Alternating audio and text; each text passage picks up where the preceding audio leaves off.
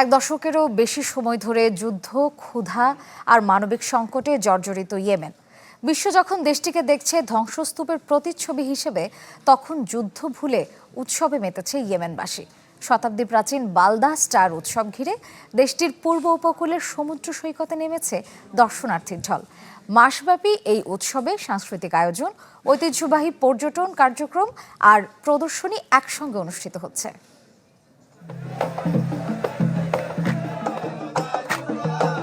নেই গোলাবারুদের শব্দ, ইয়েমেনের বাতাসে এখন আনন্দের ঘ্রাণ, উল্লাসের গান। বাদ্যের তালে কেউ দল বেঁধে নাচছে, কেউ আবার সমুদ্রের ঠান্ডা পানিতে নেমে উদযাপনে মেতেছে। শুধু নাচ গানই নয়, হস্তশিল্প ও স্থানীয় খাবারের মেলা বসেছে হাদ্রামাউত প্রদেশের মুকাল্লা শহরে।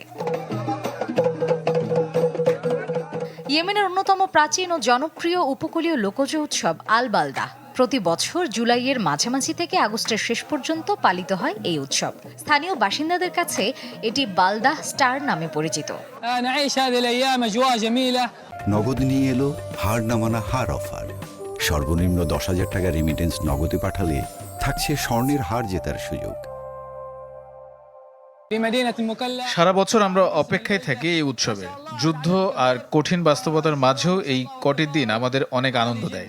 পরিবার নিয়ে এখানে আসতে পারাটা আমাদের জন্য অনেক বড় ব্যাপার।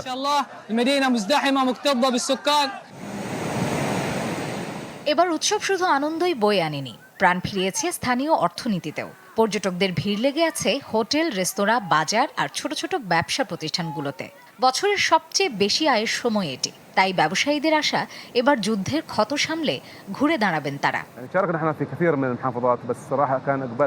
উৎসব শুরু হলেই আমাদের ব্যবসা বেড়ে যায়। পর্যটক বাড়লে হোটেল, রেস্তোরাঁ, দোকান সবখানেই কাজের সুযোগ তৈরি হয়। এবার অপেক্ষায় আছি যুদ্ধের ক্ষতি পুষিয়ে নিতে পারি কিনা।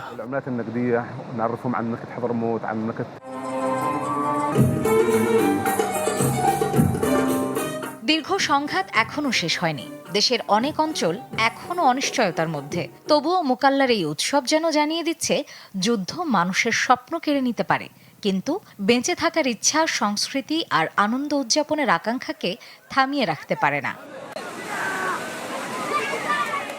মার্জিয়া শ্রেয়া, চ্যানেল 24।